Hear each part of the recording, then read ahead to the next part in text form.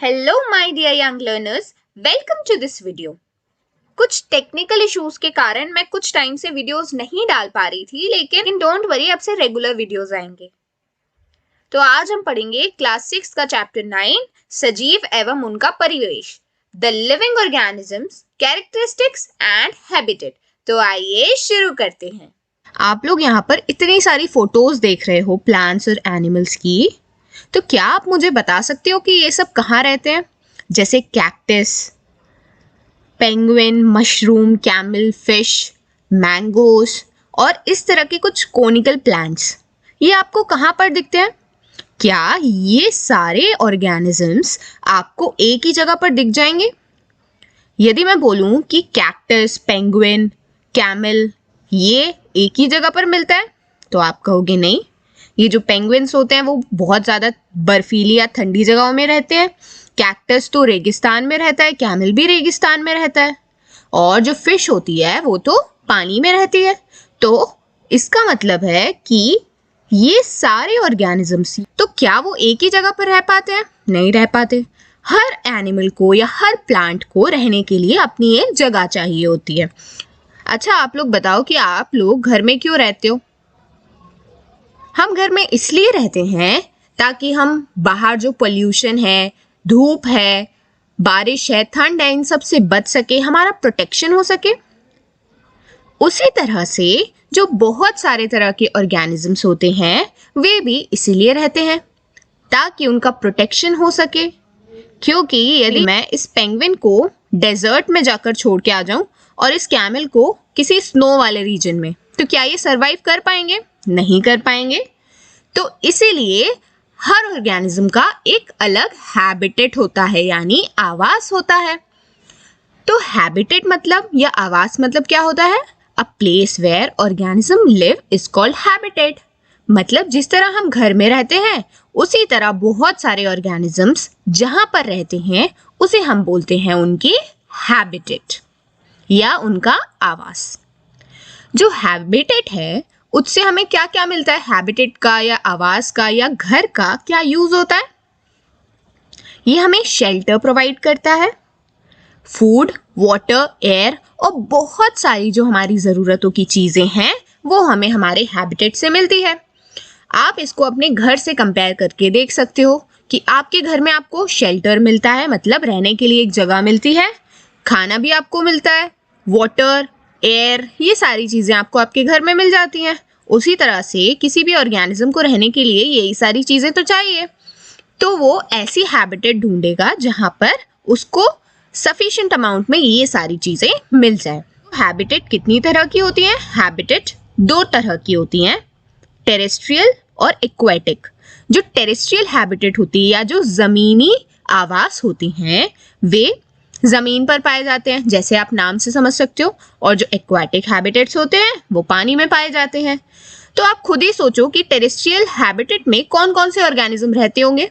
उसी तरह से जो एक्वाटिक हैबिटेट है या जो जलीय आवास है वहां पर कौन कौन से ऑर्गेनिजम्स रहते होंगे? तो ये आपको दिख रहे हैं कौन कौन रह सकता है? जल्दी से कमेंट सेक्शन में बताओ।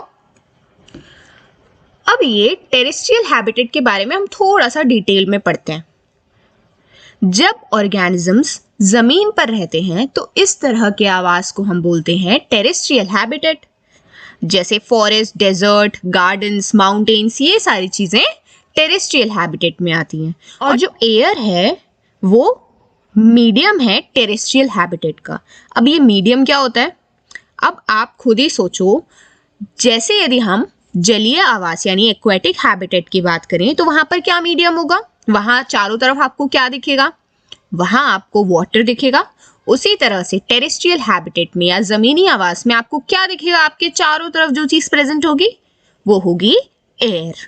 यहाँ पर तो आपको कहीं पानी नहीं दिख रहा है, आप चारों तरफ पानी से तो सराउंडेड नहीं हो, तो एयर से सराउंडेड हो। सो air is the medium in terrestrial habitat.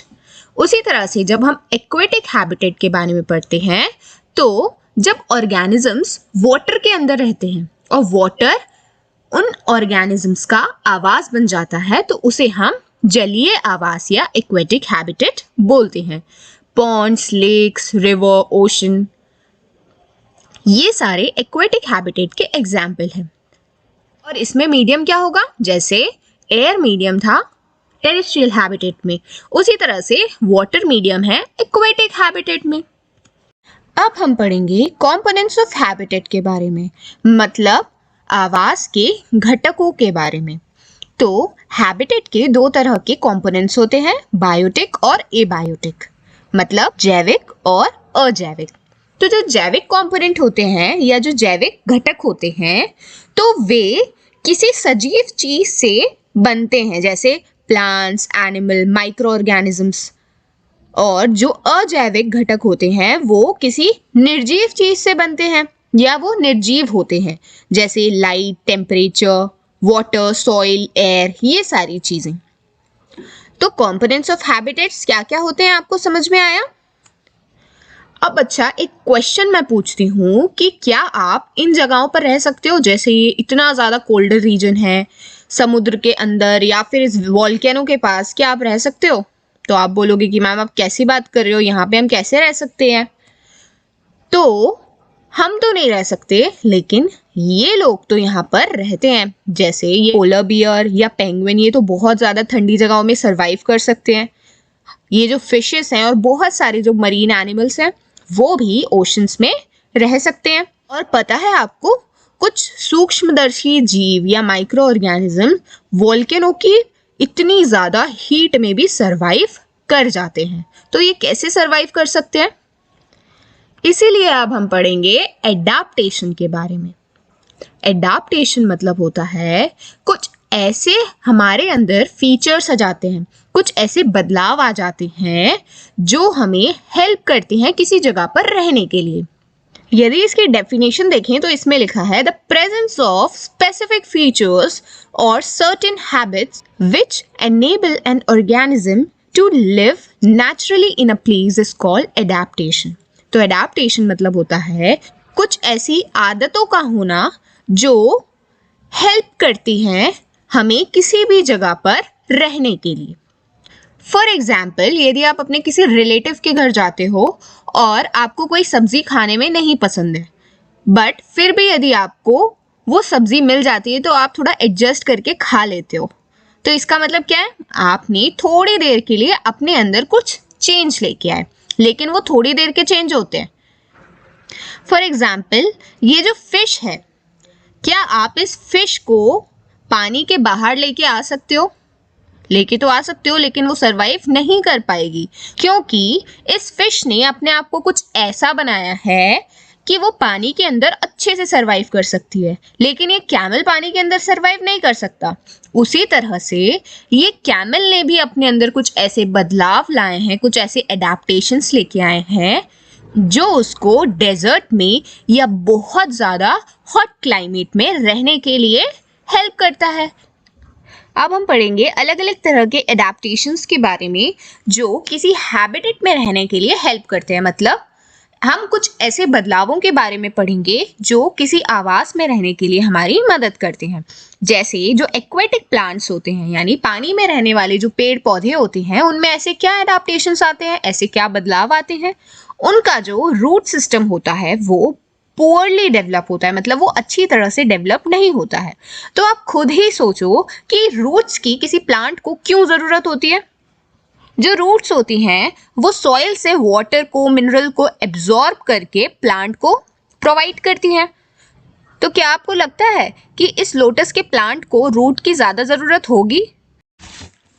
और ये जो एक्वेटिक प्लांट्स होते हैं उनमें एयर फिल्ड कैविटीज होती है। एयर फिल्ड कैविटीज मतलब होता है इन प्लांट्स के अंदर कुछ खाली स्पेसेस होती है, कुछ खाली जगह होती है जो कि इन प्लांट्स को स्पंजी बनाती हैं और इन्हें पानी के ऊपर तैरने पर हेल्प करती है। और जो सबमर्ज प्लांट होते हैं, मतलब जो पानी में पूरी तरह से डूबे हुए होते हैं, उनकी जो पत्तियां होती हैं वो बहुत ही ज्यादा पतली होती हैं। और जो फ्लोटिंग प्लांट्स होते हैं, फ्लोटिंग प्लांट्स मतलब जैसे ये लोटस, तो ये जो लोटस है वो पानी के ऊपर तैर रहा है, तो उनकी जो लीव्स होंगी वो फ्लैट होंगी और वैक्सी कोटिंग होगी उस पे। वैक्सी कोटिंग मतलब होता है कि जिस तरह से आप यदि किसी भी ऑब्जेक्ट पर मोमबत्ती से थोड़ा सा रब कर दो और उसके बाद उसके ऊपर पानी डाल के देखो, तो वो पानी उसके ऊपर ठहरेगा नहीं, और स्लिप हो जाएगा। उसी तरह से इन प्लांट्स के ऊपर भी कुछ वैक्सी कोटिंग होती है जिसकी मदद से पानी इनके ऊपर नहीं ठहरता और ये आसानी से फ्लोट कर सकते हैं।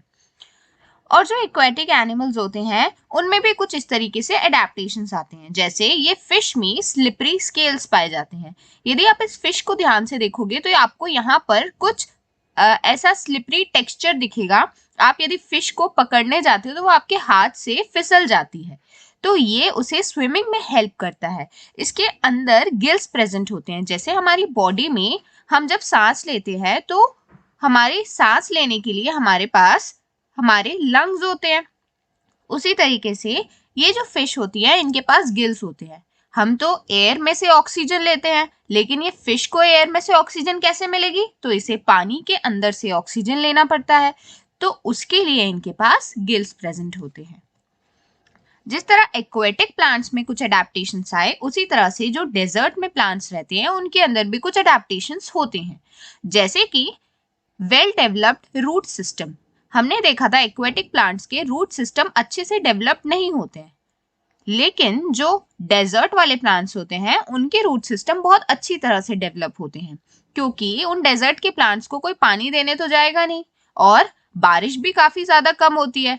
तो जहां से भी उनको पानी मिलेगा, जहां से भी उनके रूट्स को पानी मिलेगा, वो वहां से लेके आ जाएंगे। तो इसलिए उनकी जो रूट सिस्टम्स हैं वो बहुत ज्यादा अच्छी तरह से डेवलप होती है और काफी लंबी लंबी रूट्स होती हैं। Stem is succulent and spongy which helps in storage of water. इनका जो तना होता है वो काफी ज्यादा स्पॉन्जी होता है ताकि वो पानी को ज्यादा से ज्यादा एब्जॉर्ब कर सके। आपने स्पॉन्ज देखा होगा कि यदि आप उसको पानी में डालोगे तो वो अपने अंदर काफी ज्यादा पानी को एब्जॉर्ब कर सकता है। उसी तरह से इन डेजर्ट प्लांट्स के जो स्टेम होते हैं वो भी पानी को अच्छी तरह से एब्जॉर्ब कर सकते हैं और ये ग्रीन कलर के होते हैं और फोटोसिंथेसिस को अच्छी तरह से परफॉर्म कर सकते हैं ताकि इन्हें पर्याप्त मात्रा में फूड मिल सके। इनका जो स्टोमेटा होता है वो संकन होता है और कम होता है। स्टोमेटा क्या काम करता है? ट्रांसपीरेशन का काम करता है। तो यदि इनमें ज्यादा से ज्यादा ट्रांसपीरेशन होगा तो क्या होगा? इनका पानी जो है वो लॉस हो जाएगा, इनको पानी की कमी आ सकती है। तो इनके जो स्टोमेटा होते हैं वो कम नंबर में होते हैं ताकि ट्रांसपीरेशन को कम कर सकें। और जो इनकी लीव्स होती हैं या तो वो बहुत ज्यादा छोटी होती हैं या फिर कांटों में परिवर्तित हो जाती है, स्पाइन्स बन जाती हैं। आपने इन कैक्टस के प्लांट्स को देखा होगा, इनमें लीव्स आपको नहीं दिख रही होती हैं, इसमें आपको स्पाइन्स दिखते हैं, कांटे दिखते हैं। क्यों नहीं होती हैं लीव्स? क्योंकि जितनी ज्यादा लीव्स होंगी उतना ज्यादा ट्रांसपीरेशन होगा, वो वाटर को लॉस कर देंगी। और यदि डेजर्ट के प्लांट्स में वाटर लॉस हो गया तो इनको तो पानी की बहुत ज्यादा कमी हो जाएगी, तो इसलिए इनमें स्पाइन्स प्रेजेंट होती हैं। डेजर्ट के एनिमल्स जैसे ये जो कैमल आपको दिख रहा है, इनमें बहुत सारे ऐसे परिवर्तन आते हैं जिनके कारण डेजर्ट में वो रह सकते हैं। जैसे कि इनके पास हम्प होती है फूड स्टोरेज के लिए। आपने इस कैमल की कुबड़ को देखा होगा, तो ये जो इसकी हम्प होती है उसमें बहुत ज्यादा अमाउंट में फूड को ये स्टोर करके रखता है ताकि यदि कभी इसके पास खाने की कमी रह जाए या पानी की कमी रह जाए तो वो यहाँ से फूड और वाटर को ले सके। ये बिना पानी के बहुत ज्यादा टाइम तक सरवाइव कर सकता है ये। और पता है आपको, ये जो कैमल होता है ना, इसे यदि हम एक बार पानी पीने को दें तो ये करीब 20 से 30 लीटर पानी अकेले पी सकता है एक बार में। इनके जो पैर होते हैं वो काफी चौड़े होते हैं और इनका गद्देदार सोल होता है। ये गद्देदार सोल क्यों होता है? यदि आप रेत में चलने जाओ तो आपको प्रॉब्लम होगी, काफी ज्यादा प्रॉब्लम होगी, लेकिन इनको तो रेत में ही रहना है। तो इनके अंदर कुछ ऐसे एडेप्टेशंस आ गए हैं, जैसे इनके जो सोल है वो काफी ज्यादा बड़े और पफ्ड होते हैं ताकि ये आसानी से रेत में चल सकें। अब जो एनिमल्स और प्लांट माउंटेन में रहते हैं उनमें ऐसे क्या एडेप्टेशंस आते हैं? ये जो माउंटेन होते हैं वो अलग तरह के टेरेस्ट्रियल हैबिटेट होते हैं, मतलब जो जमीनी आवास होते हैं उनका एक अलग प्रकार होता है। जहाँ का जो तापमान होता है वो बहुत ज्यादा कम रहता है और ज्यादातर ये लोग आइस से घिरे हुए होते हैं, बर्फ से कवर्ड होते हैं। यहाँ पे जो प्लांट्स पाए जाते हैं वो मेनली ग्रासेस, मॉसेस, लाइकेंस ऐसे प्लांट्स होते हैं। ये जो लाइकेंस होता है, लाइकेन एक तरह का सिम्बायोटिक एसोसिएशन होता है फंगाई और एल्गे के बीच में। जब एल्गे यानी जो काई होती है वो, और फंगाई यानी जो फफूंद होती है वो, ये दोनों आपस में मिल जाती है तो एक अलग तरीके के एसोसिएशंस बना लेती है जिन्हें हम लाइकेंस कहते हैं। इन्हें हम आगे की क्लासेस में पढ़ेंगे। यहाँ पर ज्यादातर ग्रास और मॉसेस जैसे प्लांट पाए जाते हैं और एनिमल्स जैसे कि snow bear, fox, waterfowl, musk deer, wolf, इस तरह के एनिमल्स पाए जाते हैं। और इस तरह के एनिमल्स में बहुत सारे ऐसे एडेप्टेशंस होते हैं जो उन्हें हेल्प करते हैं ऐसे कंडीशंस में सरवाइव करने के लिए। और उनमें कौन कौन से ऐसे एडेप्टेशंस आते हैं ये सब हम क्लास 7th में पढ़ेंगे। हमने इतने सारे एडेप्टेशंस तो पढ़ लिए, लेकिन ऐसी क्या चीज है जो किसी भी ऑर्गेनिज्म को लिविंग बनाती है या जीवित बताती है? तो कुछ ऐसे 9 पॉइंट्स हैं जिनके द्वारा हम कह सकते हैं कि कोई चीज लिविंग है या नॉन लिविंग है। जैसे पहला है ग्रोथ। तो ग्रोथ मतलब क्या होता है? शरीर और आकार में बढ़ना ग्रोथ कहलाता है। जैसे आप यदि इस इमेज को देखो तो इसमें आपको दिख रहा है एक छोटा सा बच्चा है, वो कुछ टाइम में बड़ा होके एक बड़ा आदमी बन जाता है। ठीक उसी तरीके से जो प्लांट होते हैं वो एक टाइम पर छोटे होते हैं और वो ग्रो करते करते एक बड़े ट्री में कन्वर्ट हो जाते हैं। तो इसी को हम बोलते हैं ग्रोथ। सेकेंड है मूवमेंट। तो मूवमेंट मतलब होता है कि हम एक प्लेस से दूसरी प्लेस जा सकते हैं, हम अपनी बॉडी को मूव कर सकते हैं, हम हिल सकते हैं, तो ये होता है मूवमेंट। तो आप लोग सोच रहे होंगे कि एनिमल्स या हम लोग तो मूव करते हैं, लेकिन क्या प्लांट मूव करते हैं? जो प्लांट होता है वो सॉइल में एंकर्ड रहता है, इसके कारण वो मूवमेंट शो नहीं करता। लेकिन हम कुछ ऐसी चीजें देख सकते हैं जिसके द्वारा हम कह सकते हैं कि हाँ, प्लांट्स में भी मूवमेंट होती है। जैसे आप यदि किसी भी प्लांट को देखो तो उसके अंदर वाटर, मिनरल, फूड, इन सब का ट्रांसपोर्टेशन होता है। ठीक, तो उसी तरीके से हम कह सकते हैं कि प्लांट का भले ही मूवमेंट ना हो, लेकिन उस प्लांट के अंदर जो बहुत सारी चीजें हैं जैसे वाटर, मिनरल, फूड, इन सब का ट्रांसपोर्टेशन हो रहा है, मूवमेंट हो रहा है, तो प्लांट भी एक लिविंग है। थर्ड पॉइंट है फीडिंग। फीडिंग मतलब होता है भोजन ग्रहण करना। तो जिस तरह हमने देखा था कि जो प्लांट्स होते हैं वो अपना भोजन खुद बनाते हैं फोटोसिंथेसिस की प्रोसेस के द्वारा, उसी तरह से जो एनिमल्स होते हैं वो भी अपने यंग वंस को फीड कर सकते हैं। जैसे एक छोटे बेबी को उसकी मदर फीड करती है और हम भोजन ग्रहण कर रहे होते हैं, तो ये सारी चीजें होती है फीडिंग। तो फीडिंग भी एक लिविंग ऑर्गेनिज्म का कैरेक्टर है। फिर आता है रिस्पॉन्सिवनेस। रिस्पॉन्सिवनेस मतलब होता है कि यदि हमें कुछ प्रॉब्लम होती है या हमें कोई तकलीफ होती है तो हम उसके अगेंस्ट रिस्पॉन्स देते हैं। जैसे यदि हमने जलती हुई आग में अपना हाथ गलती से रख दिया तो क्या हो जाएगा? आप तुरंत अपना हाथ को पीछे कर लोगे, तो ये क्या हो गया? रिस्पॉन्सिवनेस। तो प्लांट्स भी रिस्पॉन्सिवनेस शो करती हैं।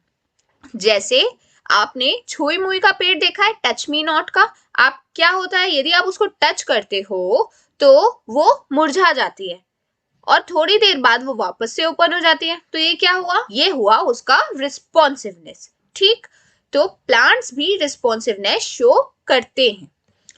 फिर होता है एक्सक्रीशन। एक्सक्रीशन मतलब होता है वेस्ट प्रोडक्ट को बाहर निकालना, अपनी बॉडी से वेस्ट को बाहर निकालना। तो आपको ये चीज तो पता है कि एनिमल या ह्यूमन, बर्ड्स, ये सारे जो हैं वो एक्सक्रीशन को शो करते हैं। क्या प्लांट्स एक्सक्रीट करते हैं? क्या प्लांट्स अपने वेस्ट प्रोडक्ट को बाहर निकालते हैं? जी हाँ, बिल्कुल निकालते हैं, लेकिन उनका जो वेस्ट होता है वो कुछ अलग फॉर्म में होता है।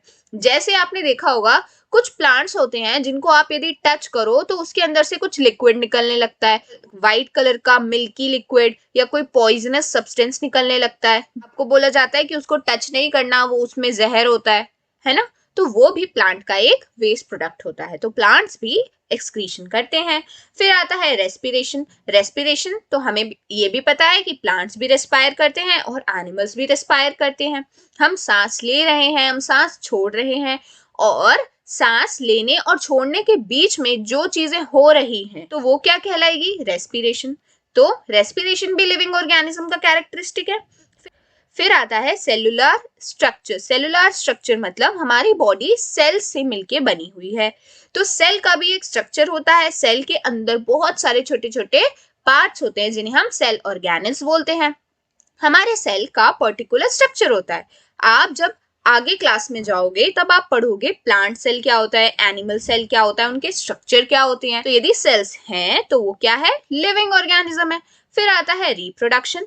रिप्रोडक्शन मतलब क्या होता है, अपने जैसे इंडिविजुअल को जन्म देना, रिप्रोडक्शन कहलाता है। जैसे प्लांट भी रिप्रोडक्शन करते हैं, प्लांट्स के भी बहुत सारे मेथड्स होते हैं रिप्रोडक्शन के, वो हम क्लास 7th में पढ़ेंगे।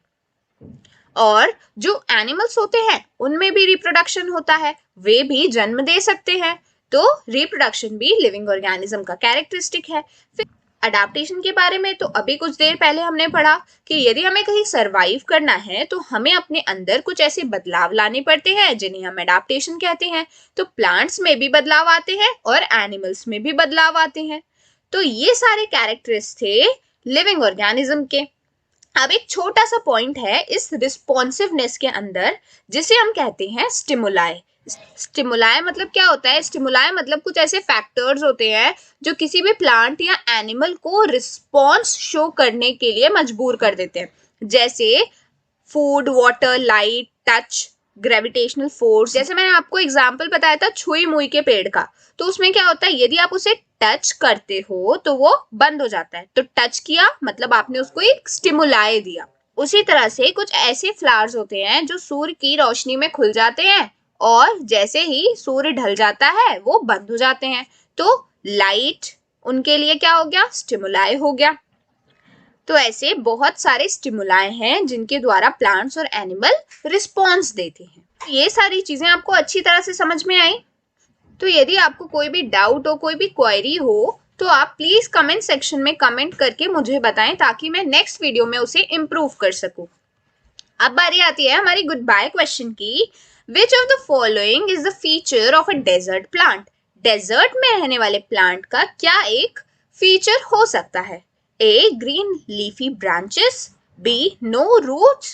C. High rate of transpiration. या D. Leaves converted into spines.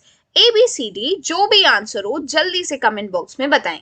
तो आज का थॉट है, when we show respect to other living beings, they show respect for us. हमने इतने सारे लिविंग ऑर्गेनिज्म के बारे में पढ़ लिया, लेकिन हमें सारे लिविंग ऑर्गेनिज्म को रिस्पेक्ट देनी चाहिए, क्योंकि यदि हम रिस्पेक्ट देंगे तो वे भी हमें रिस्पेक्ट देंगे। यदि आपको वीडियो पसंद आया तो लाइक और शेयर करें।